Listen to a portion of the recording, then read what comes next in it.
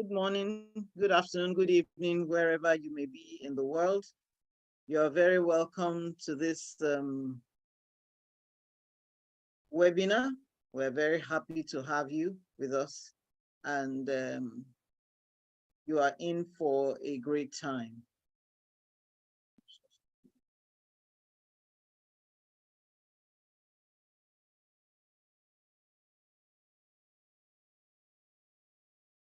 So we're here for this digital event organized by the African Pharmaceutical Forum, the very first in the series, and we're really very excited about it. And the theme of this webinar is on experiences from the field, reinventing the roles of pharmacists in Africa post-COVID-19. And we all know that COVID-19 indeed has forever changed the world of work and even how we play, how we do things across the globe. But as pharmacists, we really can be very proud of ourselves, how we're able to pivot, to provide help, to provide support, to provide care to our people across the globe and also in Africa. So we're very welcome to this event, which is aimed at enabling us to learn from ourselves and be able to pick one or two things to do in our various pharmacy practice areas.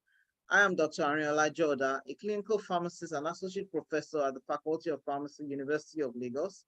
I'm EXCO member of the Academic Pharmacy section, as well as the Assistant General Secretary and Editor-in-Chief of APF. As we start, just to put us through some housekeeping announcements, to remind us that this webinar is being recorded and live streamed via YouTube.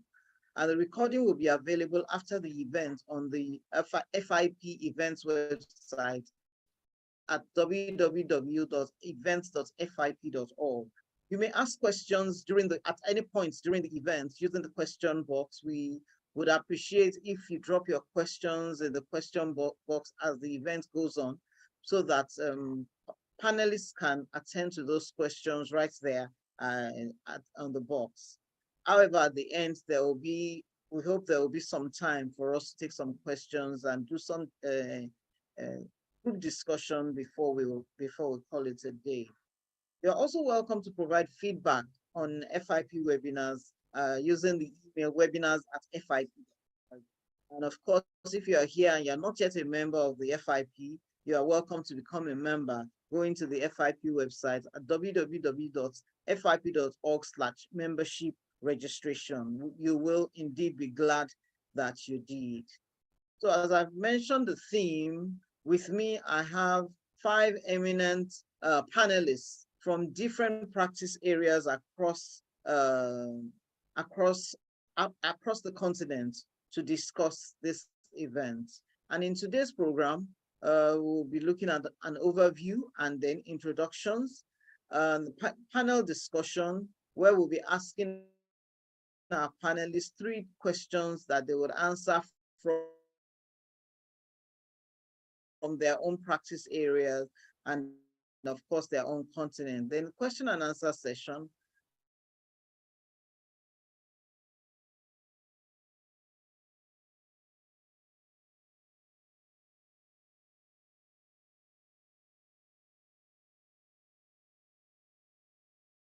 Closing remarks by the panelists, announcements, and then the closing. Do anything without aiming for something. Development goals, as we can see on this slide. We as pharmacists, we look to create multidisciplinary teams with other healthcare professionals. But I think we're at that point now where we need to first integrate with ourselves, our different practice areas, so that we can come out as one unified body. Goal 9 on continuing professional development, medicine expertise, goal 14, people-centered care, because that is what we're all about, goal 15, as well as access to medicines and services, goal 18. The main objectives of this event are so that we can learn from experiences of pharmacists that have provided enhanced services and reinvented their roles in the various areas of practice across the continent. Identify key areas that can be replicated by colleagues in these different areas and of course in our different countries, and then be engaged in a session to celebrate important milestones achieved during this pandemic. the facilitation provided by Dr. Onyeka Obidegwu from the Nnamdi Azikiwe University to the success of this seminar. Thank you very much, Onyeka. So as I mentioned, in today's program, we're going to be looking at overview, and I think I'd already done that actually. So because of COVID, we have all had to learn different ways of doing things. I remember a quick example when we were administering our postgraduate students some years back, and one student had to relocate with her family.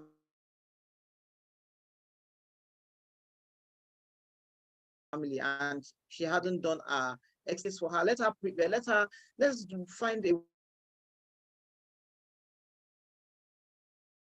way of having her on some television. Told, no, that's not possible, that's not possible, that's not possible. But here comes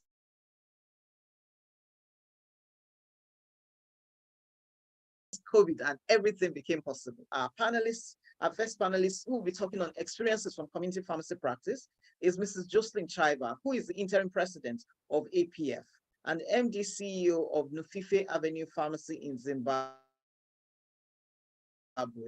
She worked as a hospital pharmacist during her internship and was appointed course supervisor and lecturer on the pharmacy technician training course. She has been in community pharmacy practice for over 20 years. So she comes with a whole wealth of experience from the Community Pharmacy Association in Zimbabwe. She has served as president of the PSZ, that's the Pharmaceutical Society of Zimbabwe, chairperson of the Community Pharmacists Association, patron of the Pharmacy Students Association in Zimbabwe. She's an APF Expo member and FIP Council member. She has served as board member of the Pharmacists Council and the Medicines Control Authority over 15 years. She holds an MBA, PGD Clinical Pharmacy, PGD Procurement and Supply Chain, and a postgraduate certificate in clinical HIV, among other qualifications. You are very welcome, ma'am. Our next panelist is Solarin, although apologies, Solarin is unable to join us because after having some issues with his on his trip to Brisbane, he unfortunately needed to catch a flight, and the only one he could get was for today. So he has a representative. But Solarin is the president of the Industrial Pharmacy Section, as a pharmacist with an MBA, managing partner of Savante Consulting Limited, a regulatory affairs and commercial advisory practice operating out of Lagos, Nigeria, but with operations that cover all of sub-Saharan Africa. He's currently president of the Industrial Pharmacy Section and the author of the book, The Startup Entrepreneur on Emerging Market Experience. Solarin will be represented by the vice president of the Industrial Pharmacy Section, Dr. Didier Moulon. Next, we have to talk about experiences from hospital practice. We have Mr. Mujahidhussein Valji. He's Vice President, Africa Region for the Hospital Pharmacy Section of FIP. A clinical pharmacist by profession, having done his bachelor's in pharmacy at Muhimbili University of Health and Allied Sciences, Dar es Salaam in 2007, and graduated from Queen's University, Belfast with an MSc in clinical pharmacy in 2014. He has been working with the Aga Khan Hospital, Dar es Salaam for the past 13 years, and is currently its chief pharmacist. He has been part of FIB Hospital Pharmacy Section, Africa Region for the past 5 years, coordinating the activities for the region, and now serves as its Vice President, Africa Region. He's also a member of the Pharmaceutical Society of Tanzania Education, Research, and Publication Committee. You're very welcome. Next, I have to talk about experiences from academic pharmacy practice. Dr. Mariam El-Gyasi, I'm sorry, I keep murdering her name, so let me respect myself. She's academic capacity lead for FIP UNESCO Unitarian Center for Excellence in Africa. Professor Mariam is an associate professor in the Department of Pharmaceutics, Kwame Nkruma University of Science and Technology in Ghana. Her research areas include drug formulation, drug delivery, drug quality assurance and nanotechnology, as well as pharmaceutical technology. She's a pharmacist and a member of the Pharmaceutical Society of Ghana. She's also a member of the Academic Social and Research Pharmacists Association in Ghana. She serves as the academic capacity lead for the Unitwin program in FIP. You're very welcome. And last but not the least, I have to talk on experiences from regulatory pharmacy practice. Dr. Elijah Mohammed, our own double prophet, we call him here in Nigeria. He recently finished his tenure as a registrar of Pharmacy Council of Nigeria, Abuja, Nigeria. Possesses a BPharm, an MBA, an MSc in health management, all from Nigeria, a PhD in public health policy from Walden University, Baltimore, Maryland, and a postdoctoral in healthcare policy at Atlanta International University in Honolulu. He has a special interest in health system strengthening, health policy development and implementation, and health leadership and management. A fellow of the Pharmaceutical Society of Nigeria, he has served as its national treasurer, national secretary, national treasurer, national financial secretary, and secretary of board of fellows at various times. So here we have our panelists, 5 panelists, looking at the 5 core areas of pharmacy practice: community, hospital, academic, industry, and regulatory. And so we're going to go on quickly into the panel discussion proper. So our first question, and I'm going to start in the order in which I just arranged the panelists. So the first question, which all of them will be taking on, is what challenges have you faced in your field in service provision in your region or country? I'll ask Jocelyn to please put on a camera and respond to the question.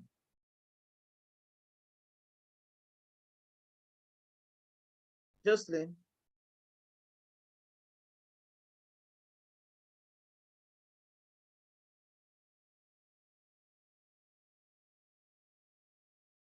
Hello.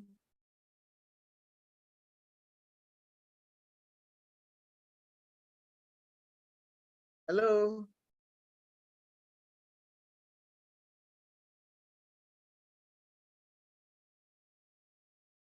What's going on?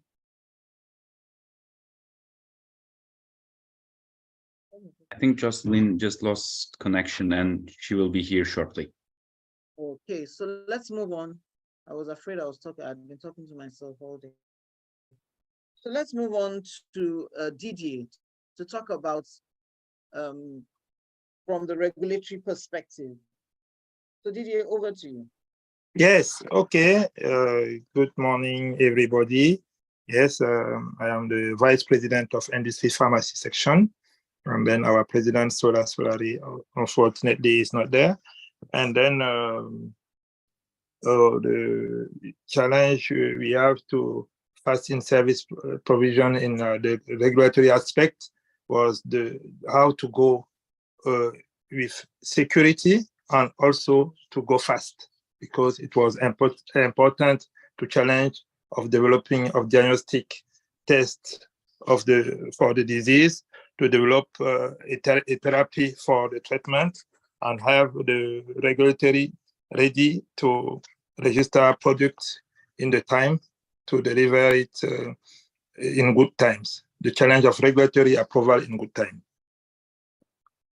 Another challenge was also the supply chain after the shutdown of travel globally, and the challenge of post-marketing surveillance, pharmacovigilance, and challenge of cold chain maintenance for some category of products. All that include also regulatory aspects. And then it was important. What? Go on. I couldn't. Yes, it was important. The industry and distributors do their best for the African region and for the industry field to provide all the medicine to people during the COVID. Yes.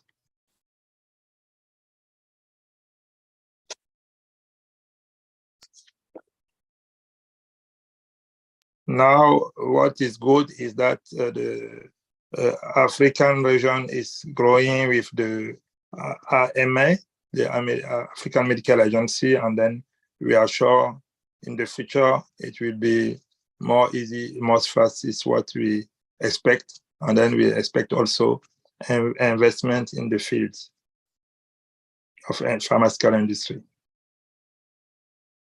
Over to you for the hospital sector. Mujahid, are you there? The academic section, what challenges that you faced in service provision? Yeah, good afternoon. Can you hear me?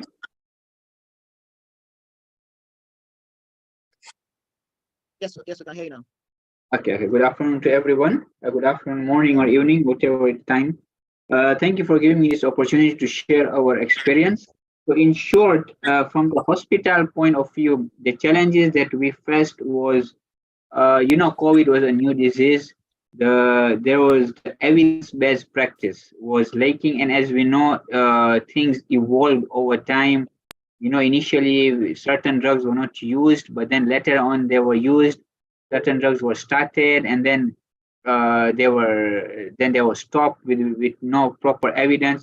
So there was a lot of information, but it just shows the importance of evidence-based practice in a setup, okay, especially in a hospital setup. That was one of the evidence, one of the challenges.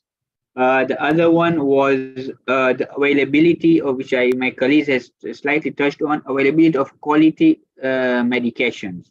So number one was the issue of availability of medications itself.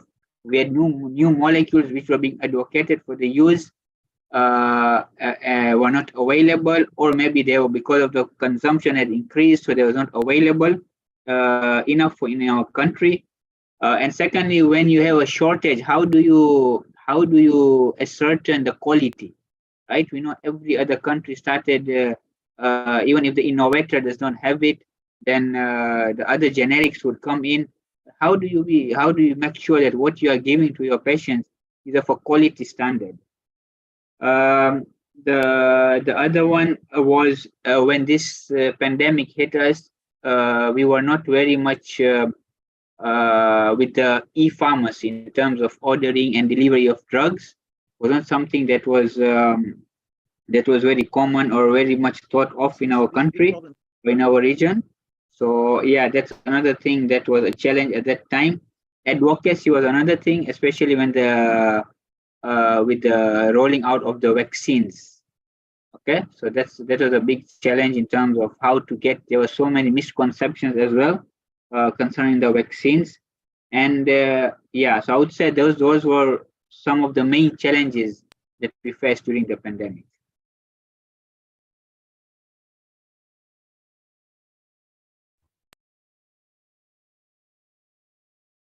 All right, then. Thank you so much, Mujahid. Unmute yourself. Let us hear from the community pharmacy perspective on the challenges.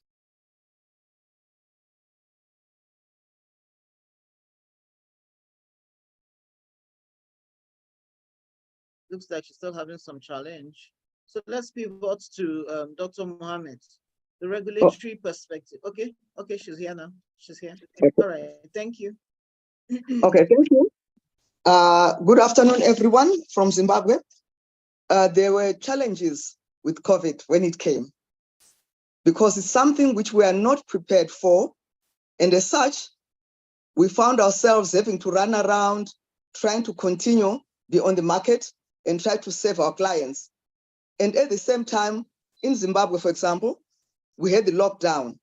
So with the lockdown, the clients would not want to come to your pharmacy, but they need your services. So it became a time to relook at the way we are doing business. And also the doctors' rooms were closed. So we had to be more proactive to save the clients from our different areas. So the vaccination also came into play. These were challenges because people did not want the vaccines themselves as well. So what do you do? And yet we are saying prevention is better. And there were trust issues. There were people who did not even want to visit the doctors, the clinics. And with the lockdown, it was a catch-22 situation. And under those circumstances, it was time for us to reinvent ourselves and to try and address some of these challenges. So when it came to customers being unable to come, we started using more of our mobile units, phones. Jocelyn, we will take the responses in the next question. All right. We'll take those are the in the next question. All right. Thank you. Thank you. All right. So, Dr. Mohammed, challenges from the regulatory perspective.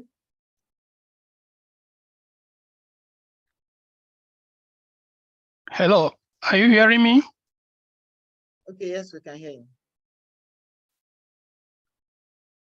There have been long-running challenges in the health system in Nigeria and indeed the African sub-region. And as far as regulatory affairs within the pharmaceutical landscape is concerned, I'm going to speak on two major challenges that we are faced with. One is the regulatory oversight in advancing access to essential medicines by the teeming consumers in Nigeria. That is, how to ensure that more Nigerians have access to good quality medicines during that period. And the second challenge is regulatory function in advancing effective regulatory activities that have to do with, one, registration and licensure of pharmacists and pharmaceutical premises, and then secondly, pharmacy education, training, and practice. So those are the two major challenges, and I believe I will expatiate on this in the next question. Thank you. Thank you very much, Dr. Mohammed, for the regulatory angle. Dr. Mariam, for the academic section. All right, there you go. Thank you very much.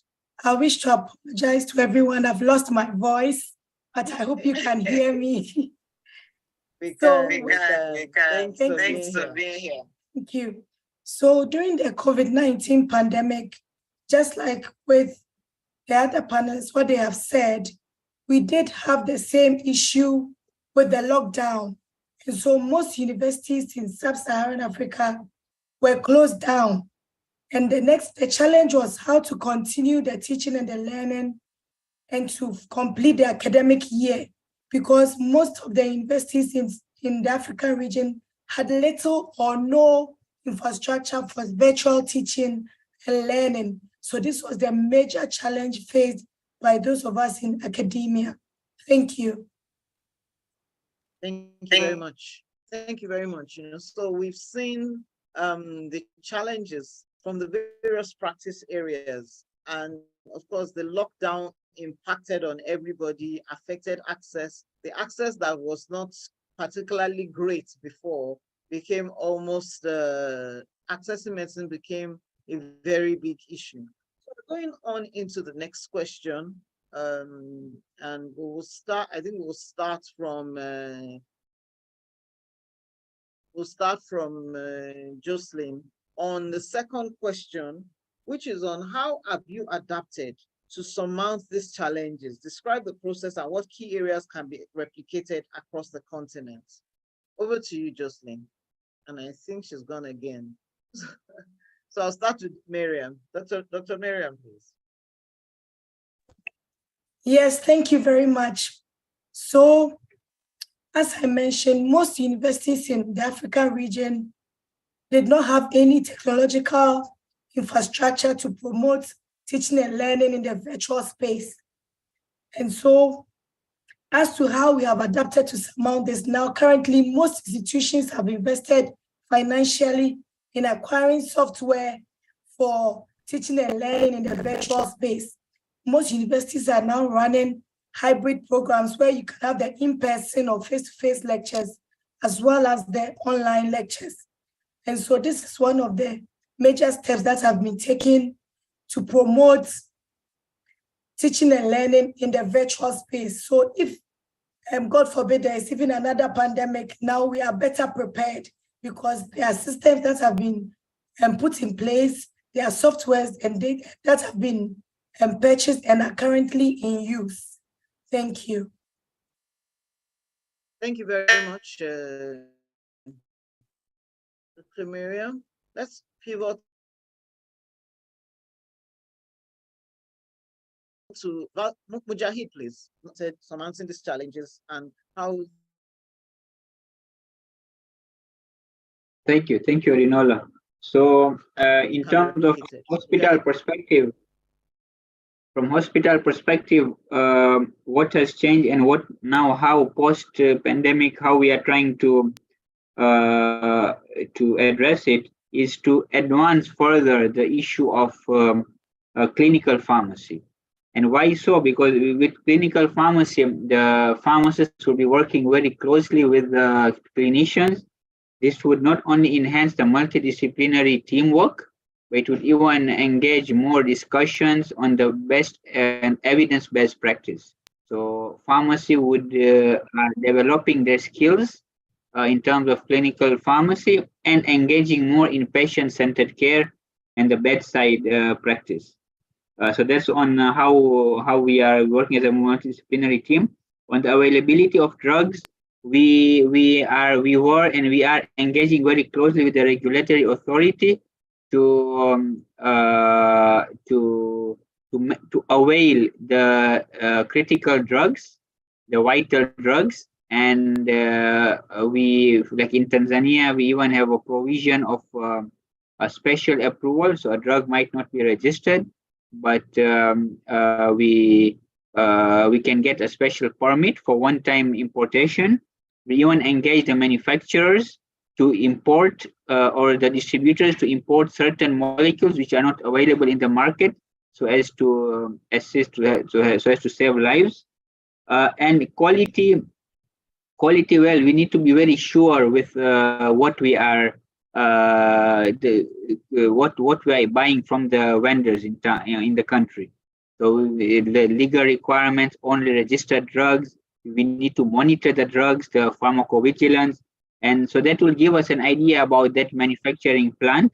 So that's how we are trying to overcome the quality bit of it.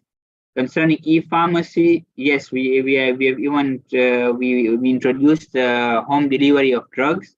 Although in our country still post-COVID, it's not picked up that well. I think online pharmacy is, although now they're starting to come out, the regulations are already in place, and people have already started opening these online pharmacies. About the take-up, it's still slowly being accepted by the people. And advocacy, so pharmacists now started engaging in advocacy, especially for the vaccines, whereby there was a lot of resistance from the public. So we had the webinars, we had field engagement, so as to enlighten people and remove the myths that were there concerning the vaccines.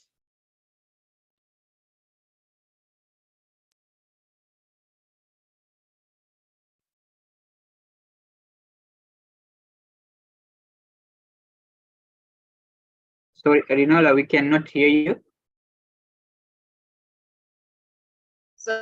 Sorry, I muted myself. Sorry. Thank you, Mujahid. Didier, over to you. How have you been able to overcome these challenges, and what can be replicated? Yes, I can say it was the supply chain was the best key, because it was not easy to find medicine, appropriate medicine everywhere.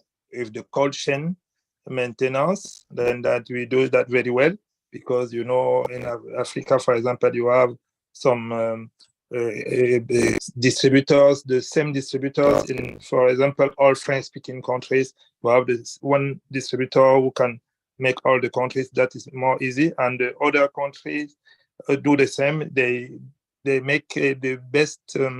They improve the supply chain, and now they develop the capacity to manufacture. That is the most important. The capacity to manufacture biologics like vaccines. They do that very well in South Africa, in Nigeria also. They are developing some project, and Rwanda, Senegal, and then also suppliers of Africa like some companies who are now providing a big quantity for our region. And the WHO, through the agency of the African Union, made a push to develop that manufacturing of biologic in Africa. And then the African Medicine Agency offered also its platform. It will be in Rwanda, and for expedited regulatory evaluation of products on this cut through some red tapes.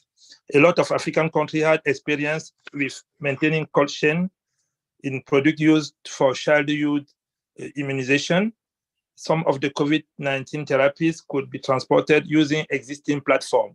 That means the COVID was adapted by that system of immunization for child, and then we just improved the supply chain because it was important to make it available for all the population. The information technology was leveraged to track safety and efficacy of product in the market. That means it's important, the webinar like this one, we do a lot of webinars where we make information available for all the actors, all the shareholders and all the partner to be sure they have the good product in the good time and they store it in the cold chain with the same quality and safety for our population. I can say after COVID-19, we are more strong and we have a lot of industrial projects, and then I am sure Africa will be more industrialized for the future. Then I don't know if there are, we have some participants from South Africa who is there, who can give some word, but I'm not sure he's there. Stavros, who have done a lot of vaccine in South Africa. Mm-hmm. Thank you very much. Jocelyn, over to you.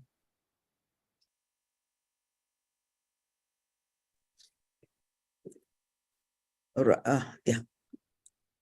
Okay. Thank you. On the issue of adapting to the changing challenges, we realized that there was the people are not coming to the pharmacies. So during that time, people had to go back to the good old days when we used to deliver medicines to people's homes. People would actually make a pre-order. So those are things we had left behind. We'd expect the patients to come in. But with COVID, we had to go back to that, use the technology to communicate and then do deliveries to improve access to medicines. And then also in terms of primary health care, vaccination became an issue whereby it was available only from certain places. And as pharmacists, we would actually have people coming in to ask us about vaccination, how safe they are.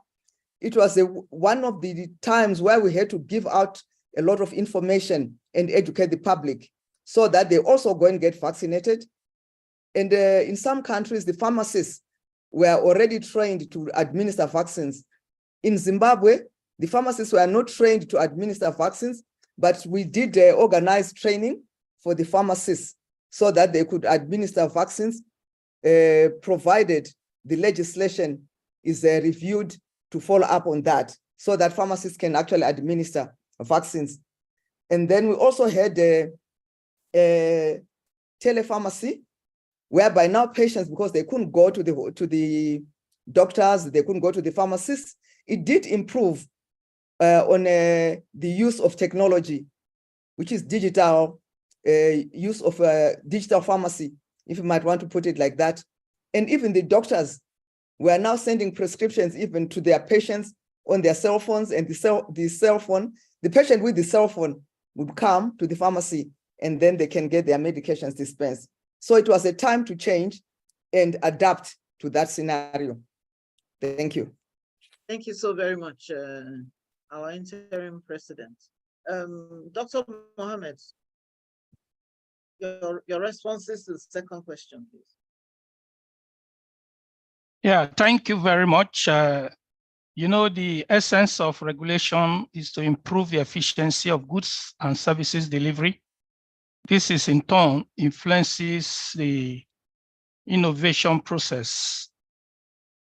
To the government, as an agency, our regulatory roles involve process formulation and implementation of various measures to monitor and regulate the economic and practice environment, most especially of the private sector for the public goods. So in the area of advancing access to essential medicines, online pharmacy regulations and guidelines are being deployed to help improve access to essential medicine by patients, because during the COVID era, people could really not access medicines. Nigeria and Ghana, for examples, are examples of countries that are at various levels of online pharmacy development that were enabled to support new business models and reshape business processes and managing broader clientele base. And we all know the advantage of this is easy and more timely access to health products through online platforms. So those regulations and guidelines have been developed to enable the individuals to carry out this. However, in the rural areas, we know there are issues of internet facilities, mostly the hard to reach areas. Mechanisms that were developed in Nigeria include the hub and spoke and the 3-tier accreditation practice models are being piloted to address the access to medicine in these areas.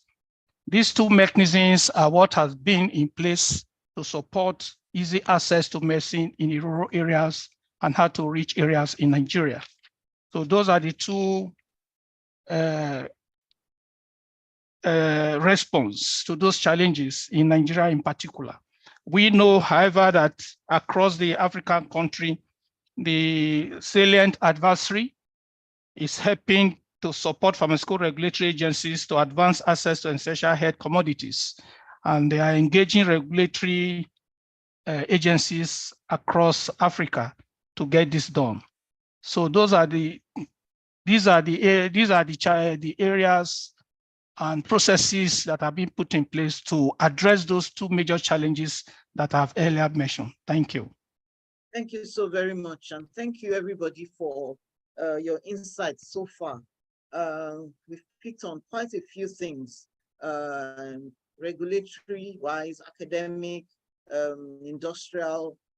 In every practice area, there has been a response to the challenge in order for us to fulfill our mandate of providing care to our clients. And of course, in the academic institutions, in developing and training the next set of pharmacy professionals that will be available to provide this care. So thank you on behalf of the African. I want to thank all of us for pushing through to be able to get this far. The next question has to do with policy. And I'll be starting with Dr. Mohammed this time. How can FIP and APF be a partner in assisting you in influencing regulatory policy or applicable policy in your country or in the region as a whole? So what do you think can be done with regards to policy for the regulatory aspect of pharmacy practice across the continent? Over to you, Dr. Mohammed. Thank you very much. The expectations from FIP and APF is strategic and creative advocacy to help concerned countries translate policy statements into actions. Because there are a lot of policy statements that have been developed that are in the various Ministry of Health across the across Africa. But putting them into action is a very big challenge. So, as I said, the expectation from FIP and APF is strategic and creative advocacy, called SCA. This involves liaising with regional and sub-regional bodies such as WAHU, WAPCP, WHO Regional Office, and pharmaceutical associations to create suitable platform that will help to create suitable platform that are result oriented, that will help for this advocacy and build more strategic partnership with government agencies.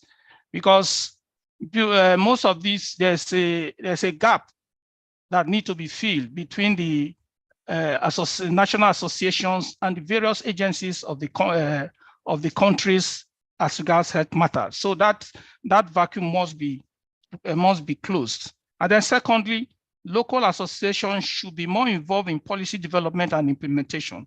For example, in Nigeria, the Pharmaceutical Society of Nigeria has put in place a functional advocacy organ called PSN Foundation.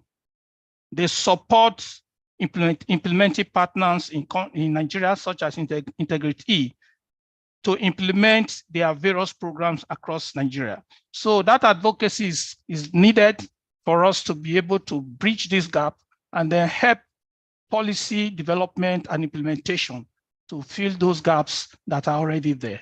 So with that, I think we'll definitely move forward in advancing health services in Nigeria and indeed Africa. Thank you. Thank you very much, Dr. Mohammed. I'm going to pivot to Jocelyn. What are the policy imperatives that you expect of APF and FIP to assist community pharmacy practice to thrive? Thank you, Dr. Arinola. I think the first thing is what you are actually doing right now, to educate us about what we can do, where we are coming from, and just stimulate us to think of how we need to move forward, because it has to start with us, where we are, the challenges we had.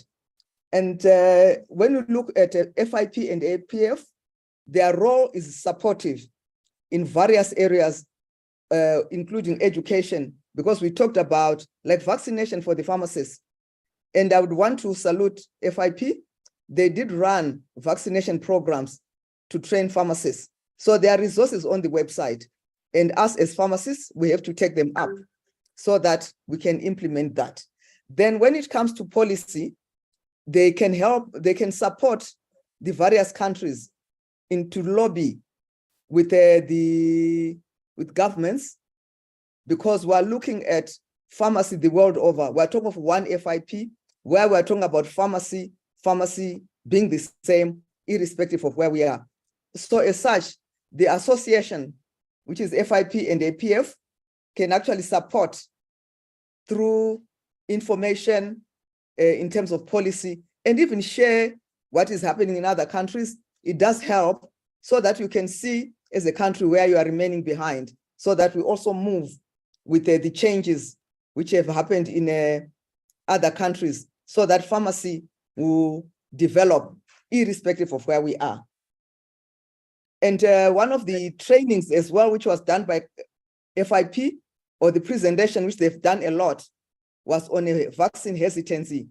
Because in terms of a 2030 primary health care, universal health coverage, vaccination is preventive, and as such, pharmacists are very accessible. And I think to motivate ourselves, to help motivate pharmacists through these programs about vaccine hesitancy. In fact, when we went to FIP in Seville, I was talking about vaccine hesitancy. One of the challenges is us as pharmacists. We do not even get ourselves vaccinated. How can then we teach others? So let it start with me, and then we can go on and help others within the profession and in our countries. Thank you. Thank you so very much. As you were talking, I was telling myself that pharmacists are also hesitant. So, yes. Dr. Mariam, over to you for policy imperatives for academics. Thank you very much. So we all agree that there is no health workforce without education. And so the FIP and APF, pardon me, I've lost my voice, can support by promoting and facilitating policies that promote effective collaborations and partnerships between and among pharmacy schools. So for example, the idea of having an association of African pharmacy schools is an excellent one, because this will promote better partnership and collaboration, because of course, all the countries and their schools are not at par when it comes to their finances. So for example, in investing in software for virtual teaching and learning, where permissible, the FIP and APF can provide a platform for sharing of licenses if it's legally permissible, so that the schools or facilities that cannot afford them can ride on the backs of the bigger institutions that can actually afford them. Again, in terms of partnerships, sharing of best practices, how to use this software, how to let students submit assignments, how to have interactive teaching and learning. All these can be achieved if the FIP and the APF facilitate this collaboration by forming this association of pharmacy schools at different levels with students, with educators. And I believe that when we put our hands together as FIP and APF, and we can provide this conducive environment to promote virtual and hybrid teaching and learning, because what happened during the pandemic was the first time for us, and it was very difficult. Rural or remote areas that had little or no access to internet, we didn't know how to go about it. So in conclusion, I'll say that by facilitating and promoting policies that promote collaboration and partnerships among pharmacy schools, FIP and APF can assist in the area of academic pharmacy education. Thank you. Thank you so very much. I will be sharing on the Academic Association of Pharmacy Schools in a minute. Mujahid, over to you. Policy imperatives for the hospital pharmacy section. Okay, so for me, I think two things would really help in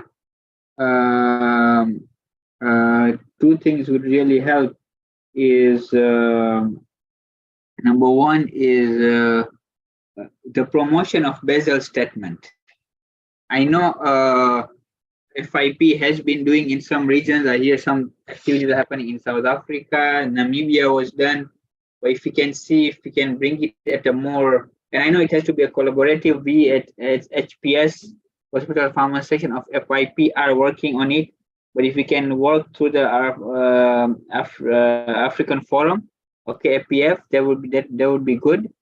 And we see how we can, because it's a free tool, it needs a bit of advocacy and buy-in, and it would be good if it is taken from the higher level, like through the ministries or the other decision-making organs, so that there is a better acceptability and implementation of this Basel statement tool. And second is we need to continue the advocacy for vaccinations. I know there were some webinars recently organized on the benefits of vaccination.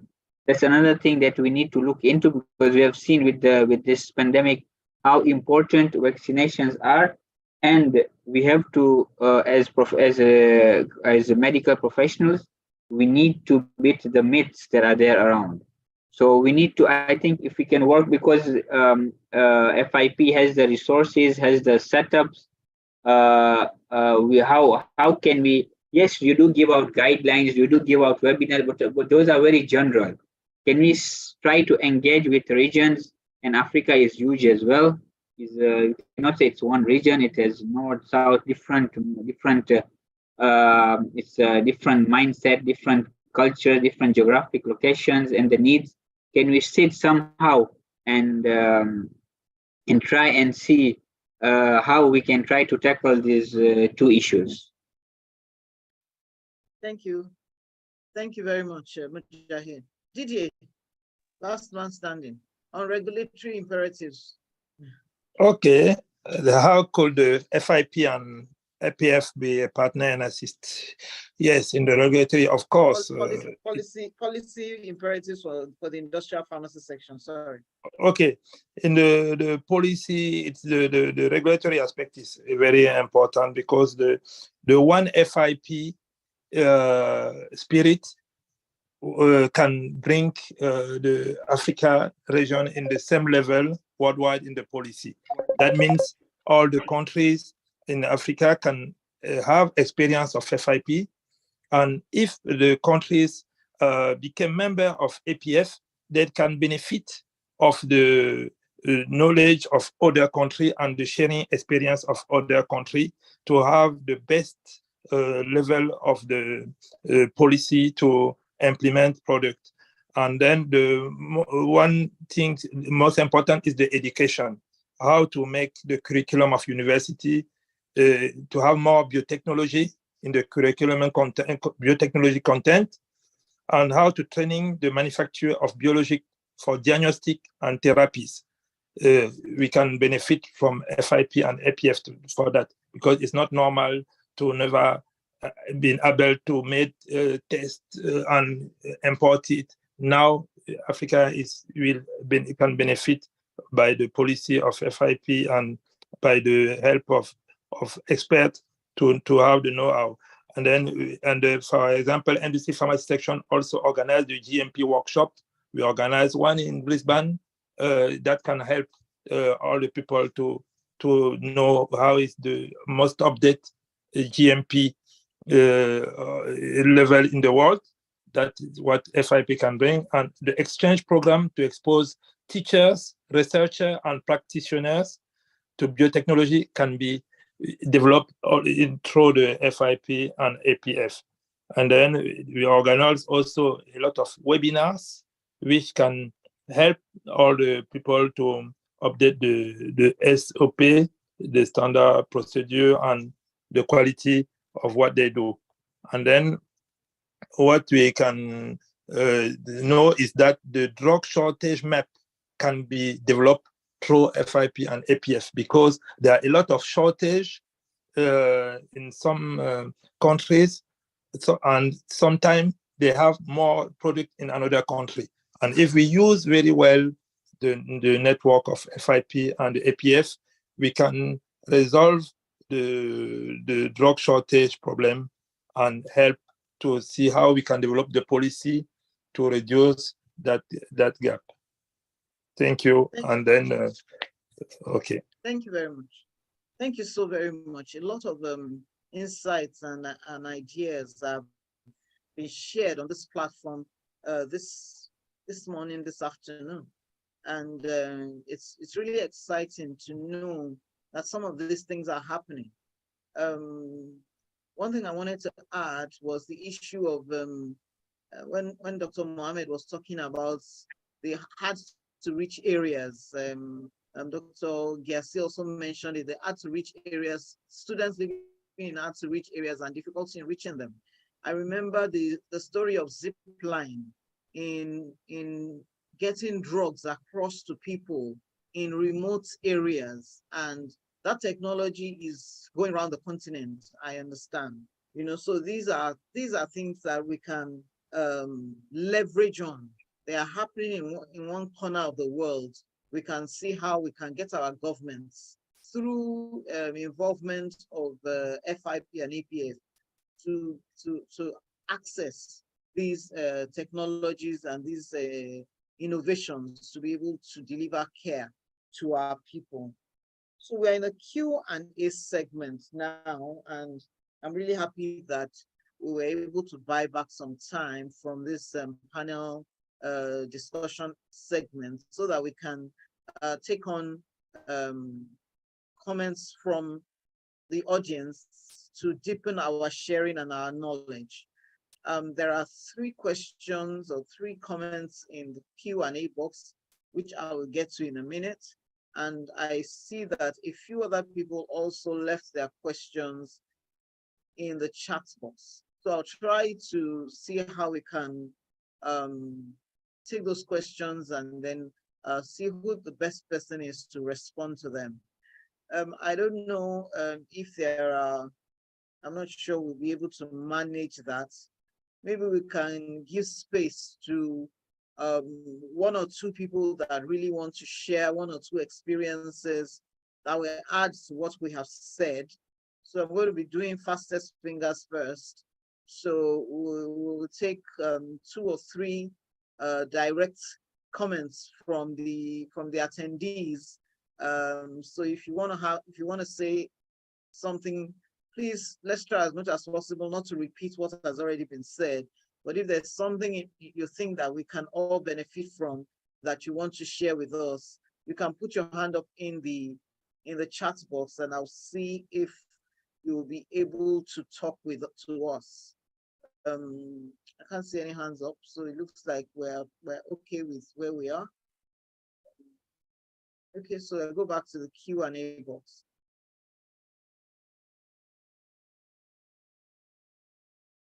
So in the Q&A box, we have the question here is from Samira Umar, is how can community pharmacies handle their supply chain with e-supply? Because she believes that not all needs will be taken care of. So Jocelyn, do you want to answer that? Is it possible to have all supply chain needs met through technology? I think that's the essence of the question. Jocelyn, over to you.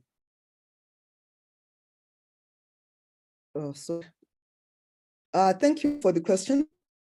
When it comes to supply chain, which can be done online, and then the others which you still need other systems to work together. But in the countries where there's been access issues, and there's, I think of Rwanda, they've been able to do that. Ghana, they've been able to do supply quantities in inaccessible places using the drones. It has been done. I think it can be adapted, but maybe it might be the quantities, depending on how large quantities we are trying to access and how accessible those places are. But it is doable as long as our quantities are reasonably enough for the type of drones we're using. Because one of the challenges is, which we normally think of, is the vaccines, where you need temperature controls, and it has been done. And I believe it can be done with a lot of other medicines. Thank you. Thank you very much. So there's the next question is from Dr. Stella Olagbendedada. In the system of distribution, how can cooperative pharmacy, especially between, so I'm reading that to mean cooperation or collaboration between industry and community pharmacies, assist proper distribution? And she said it was tried in Nigeria successfully for a period and then went down. So I'm going to direct that question to Dr. Mohammed. Would you be able to comment on that? Yes, thank you very much for that question, and thanks to Dr. Olagbendedada.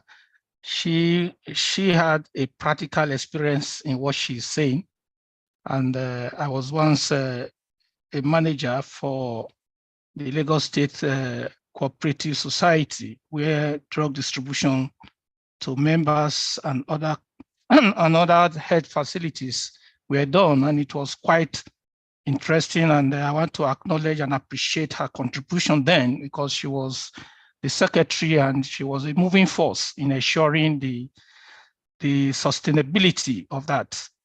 But however, it is quite unfortunate that the cooperative did not go further, but there's still a great opportunity for the industry and the community pharmacies to come together to ensure that is done. I quite understand that there are some pharmacists who have come together, though in limited numbers, to get this done.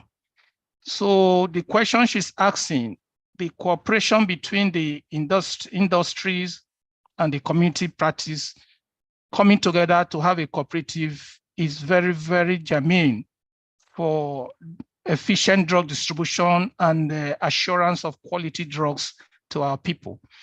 So it is what I believe that the various country associations should be able to come up with a policy direction and then see how the government can buy into it and get it established. And it will be very, very helpful in drug distribution in the countries involved and even the continent. So it's a point I want APF to look into, and then probably bring it up at the next AGM in Brisbane, so that we can share ideas with other countries and see how this can be done. And it is doable, because I've experienced it. It's quite okay. It helps to assure quality of medicines. It also assure affordability. And with that, the health consumers will be good for it. So it's something that needs to be tried by countries and see how we can make it effective and more profitable to everyone. Thank you. Thank you so very much, Dr. Mohammed, for your insights and your input. And I think it will be an interesting discussion to bring up at the AGM, just as you have rightly pointed out. For those of us that will be in Brisbane, let me just quickly announce that the APF annual general meeting we hold on Tuesday, Tuesday, 26th of September at from 12:30, I believe, but information will still go out formally to all of us. So there was a question on APF that I believe that our interim president has answered on the chat box. And there's another question: can you give a perspective to role of pharmacists in vaccination programs and categorize the roles for EPI government-funded ones, which are implemented through primary care, and commercial vaccines, which can be done at other tiers? I can see that Jocelyn is answering this question online. I think I'm going to leave her to respond to it, and then we can all see it in the chat box, because it's not a question directly in consonance with this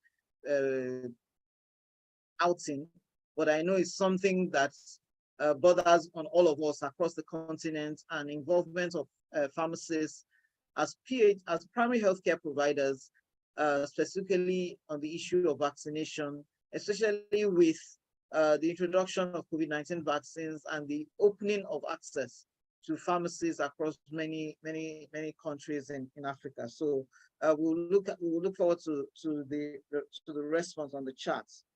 As we go on, I have a question to ask some of our participants, or some of our panelists. And this, let me ask the one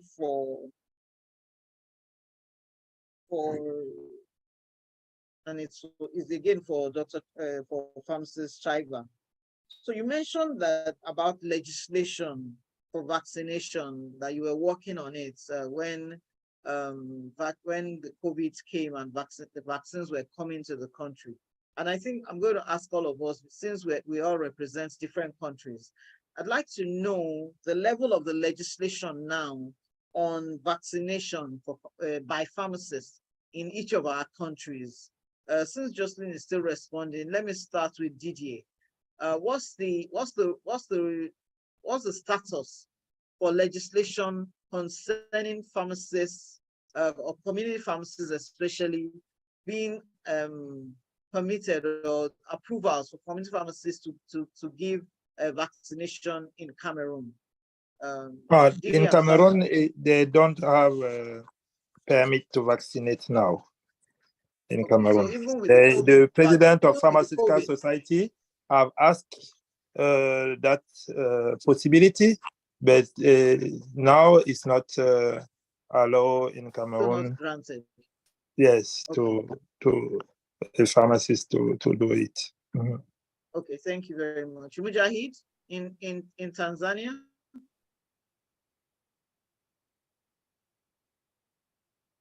Sorry, Arinola. Yes, come again. If you can repeat the question? I was asking if there's any legislation that supports pharmacists. Sorry,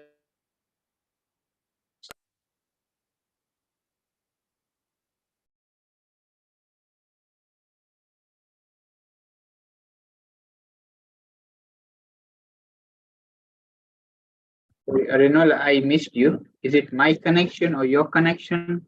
She wants to know if in Tanzania, the legislation gives right to the community pharmacy to do vaccination. No, not yet. No, we are not there as yet. And I don't think it's even being advocated as such for now. Yeah, it's because you see, even when we started the vaccination initially, there was a lot of hesitancy at even political level. So vaccines were not even available. And when they were availed, they were, quite 3-4 months down the line. So it's no currently it has not been legislated for pharmacists to vaccinate.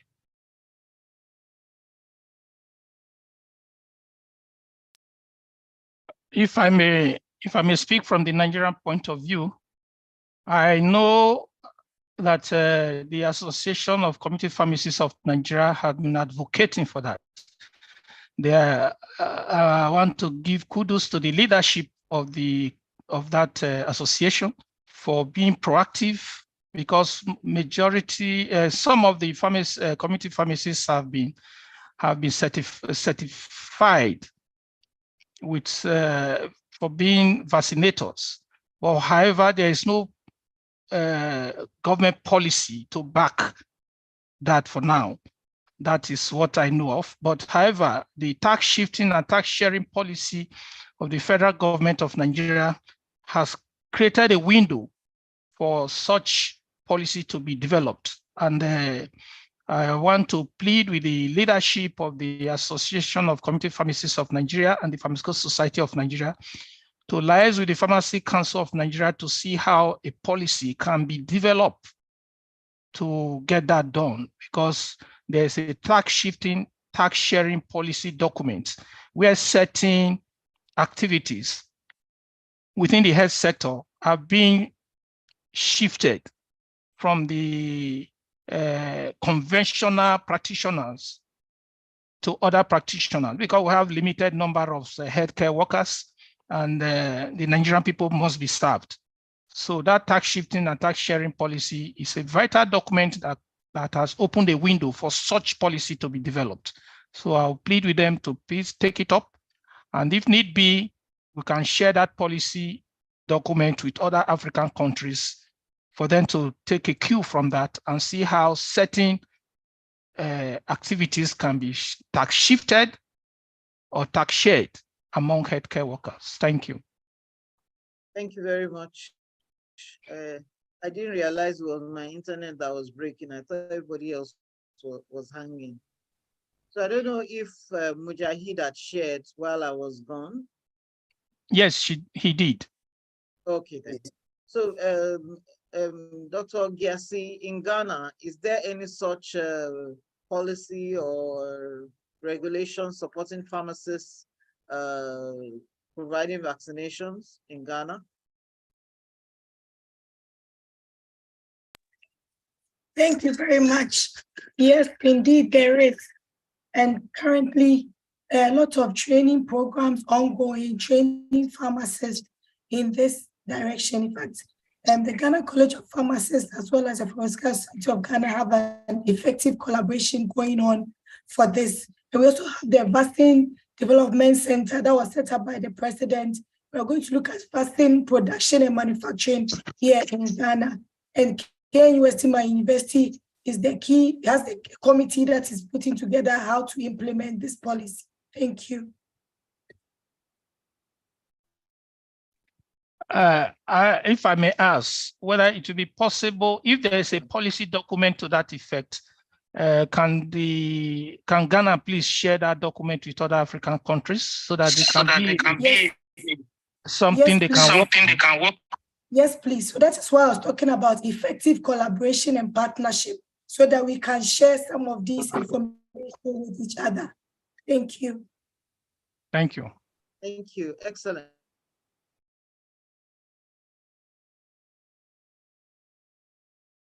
Excellent to hear that. Jocelyn, you have something to add to that? I just wanted to even strengthen on the response I put on the chat about EPI, which is the public sector, and it's a program which runs in Zimbabwe through the Ministry of Health, and nurses were trained, and their products were only going through one channel. They did not actually go through the whole pharmacy system. So when it came to issue of vaccination by pharmacists, our initial thoughts were that the pharmacists, they get trained, they start off with like travel vaccines and the other vaccines which you can find from the private sector. And then as we go along, they need to lobby, because the pharmacist is accessible, available, without an appointment, and as such, you can actually improve penetration of vaccines even through the private sector units. In South Africa, they've got pharmacists who are actually running like clinics, and they do the vaccines from the pharmacy, or they actually run an API sort of vaccination clinic. So people actually go to that pharmacy place for vaccines for their children. So I think we can learn from what is happening in other countries. and then we can share the notes and see if the pharmacist is empowered, because in some instances, the pharmacists themselves have not been trained and they are actually promoting hesitancy in the first place. Now, to make them even administer a vaccine, you have a long way to go. So these are just some of the issues we have to deal with. Lobby to the pharmacists to realize this is their role as the primary healthcare providers. Thank you. Thank you very much. And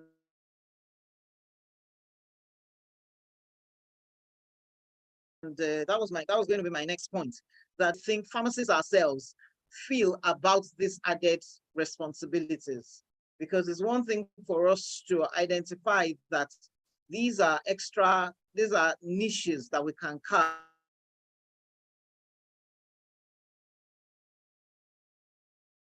These are say that we have a crop of pharmacists within our continent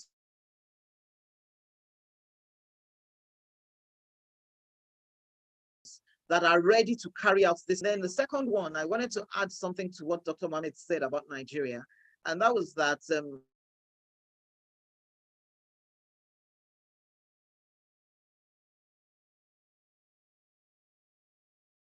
I know that in the wake of COVID-19, partnered with the Association of 19 Vaccines. So with respect to COVID-19 vaccines, pharmacists are already involved with that. And of course, trainings have gone forth, and many pharmacists are being trained by the day, so that when all the other vaccinations are open, they would be able to participate in it.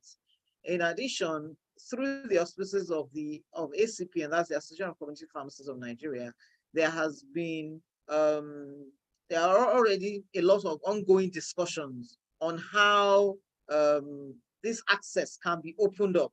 And I know that there are some community pharmacists that are already engaging with the primary healthcare centers within their states or within their localities to partner with the PHCs in providing vaccinations in their community.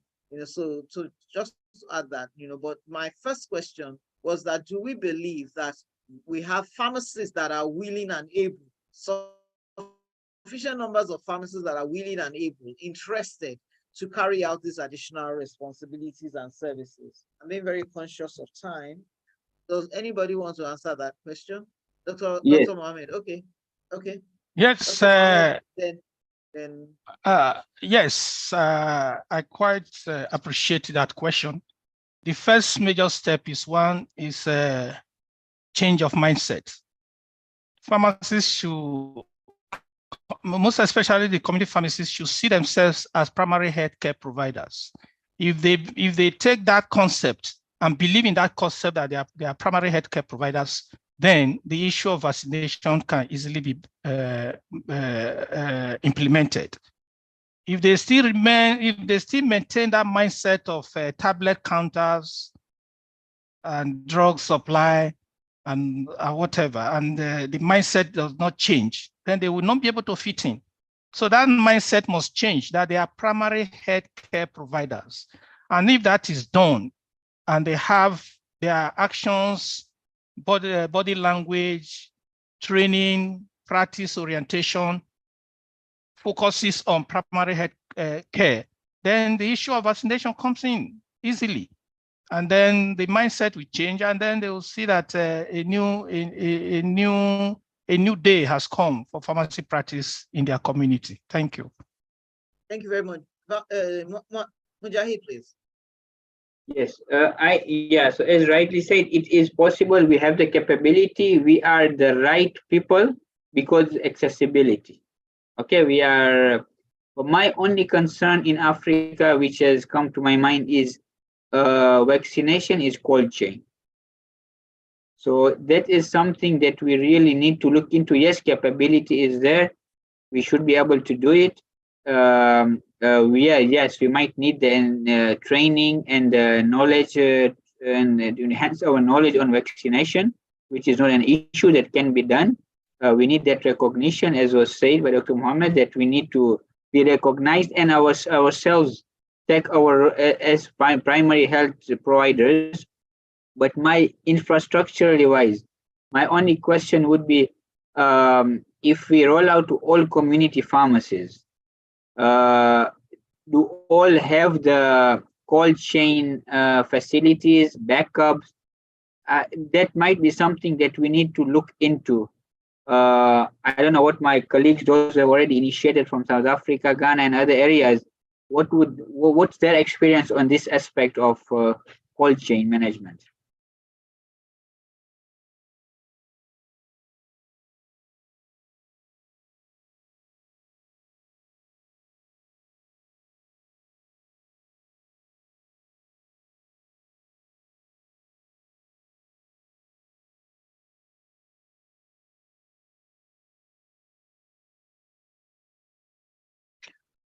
Well, in response to what you said, as I said earlier, the mindset.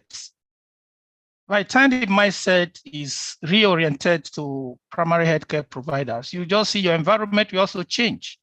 Then there will be need for you to make provision for cold chain facilities. And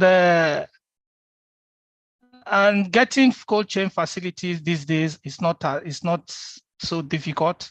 With the issue of electricity, yes, it's a challenge, but you see there are other source of power that you can use to power just a small refrigerator that will be able to help you keep the cold chain of these products. So as I said earlier, everything is about mindset. We just have to change that mindset and believe that we are in a community to provide primary healthcare services. Because the first point of call, in actual fact, are community pharmacy and the patent medicine vendors that are within the community.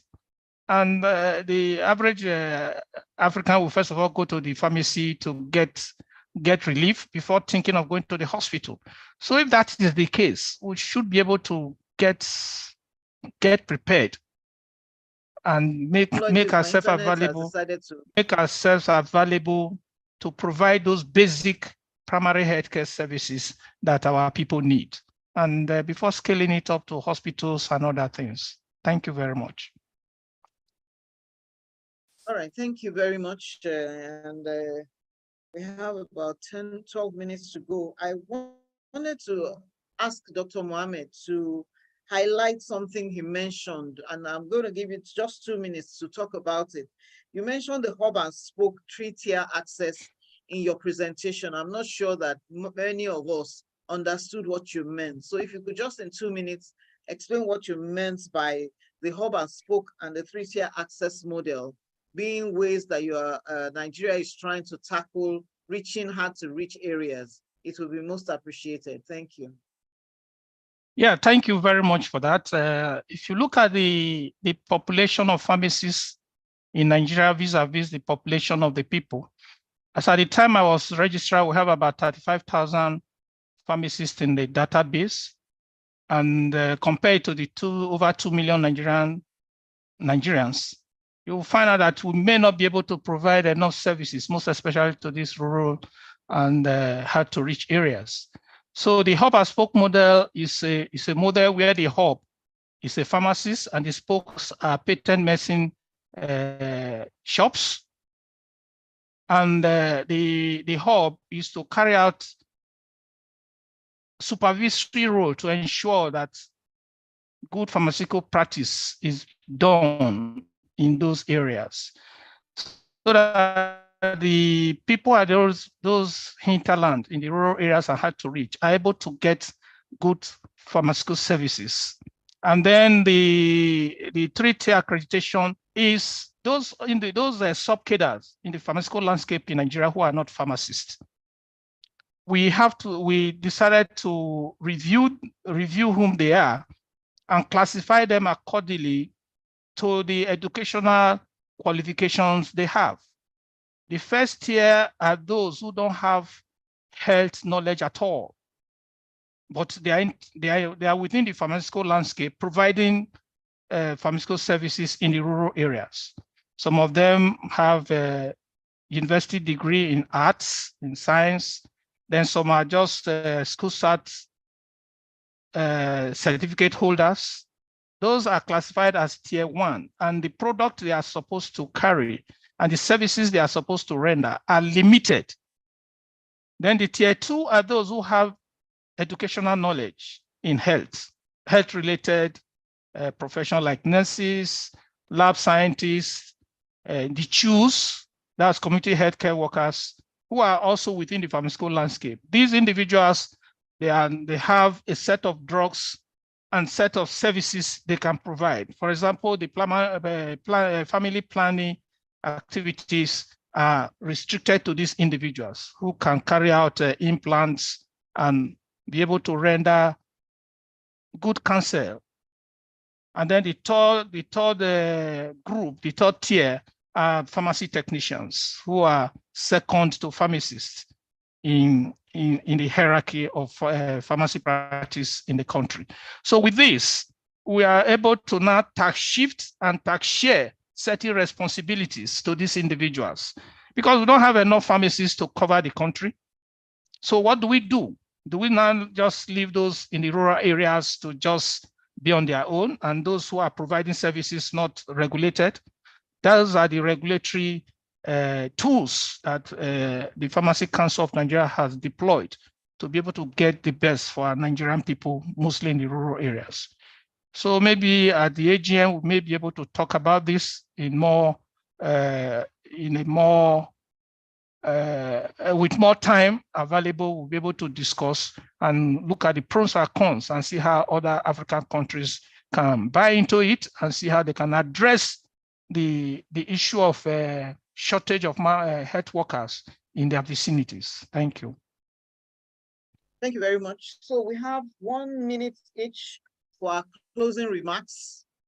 1 minute each for our closing remarks. I will start with Didier. Didier.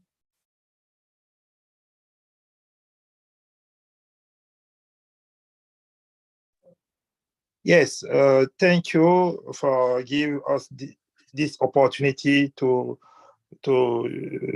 see our experience from the field of in Africa post-COVID, to reinventing the role of pharmacists in Africa. What I can say in 1 minute is that we have to think about our patients. We have to think about our ambition to give medicine, that means medicine in Africa, capacity to manufacture in Africa, that we know it's possible. We can do that because we know that all African countries have a beer industry. That means they are able to provide beer to all population. We have to be able to provide vaccines and all medicine to our population. And then we are a strong market, and what we need is training workforce, qualified workforce, and then for pharmacists to vaccinate in the pharmacy, they need to have only training, but it's important to do it. Then it's possible to be the first door for any patient in Africa. Thank you so very much. Thank you very much, Didier. Dr. Gyasi, your closing remark in 1 minute, please. Thank you. Thank you very much. So, as I mentioned earlier, in order to move forward in terms of pharmacy education, collaboration and partnership are very key, and we are counting on the FIP and the APF to provide the needed support and backing to help us to improve the quality of pharmacy education, especially across the African sub-region. And there are so many issues here and there. The 2020 Sub-Saharan Africa Education Report captures some of these. And we realize that from East Africa to West Africa to Southern Africa, we have varying challenges. But I believe that by coming together and by addressing things in terms of academic capacity, advocacy, and needs-based education, we can together move pharmacy education forward. Thank you. Thank you very much. Mujahid, please, your closing remarks.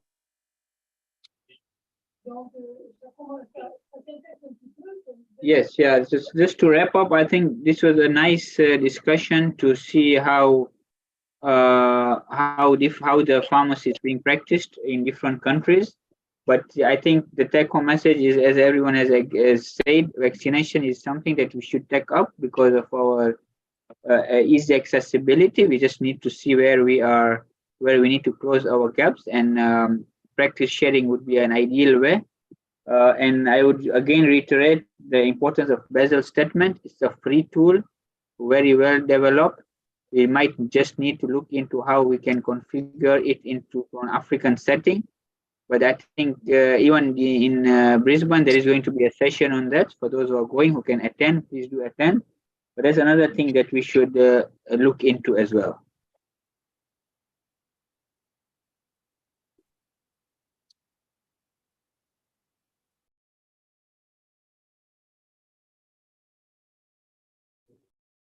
I think she's the network issues.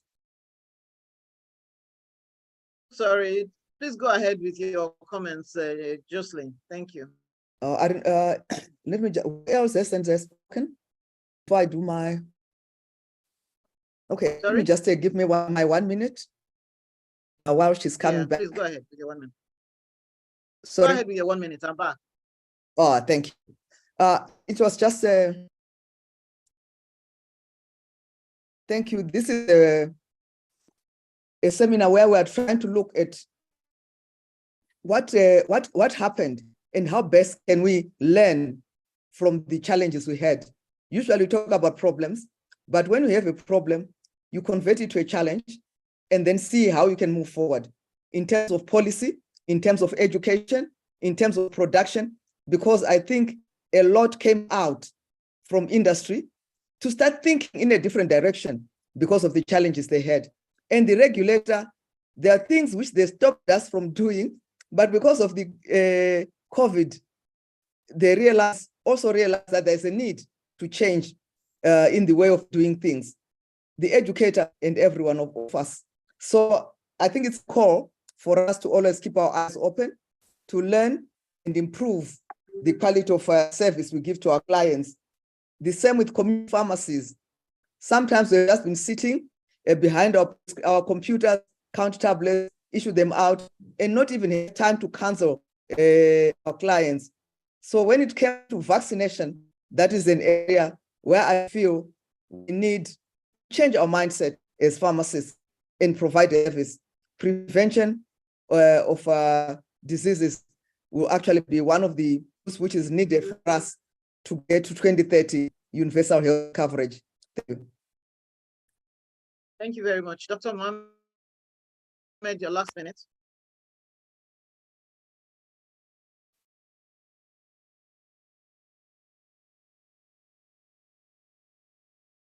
Dr. Mohammed, your last minute comments.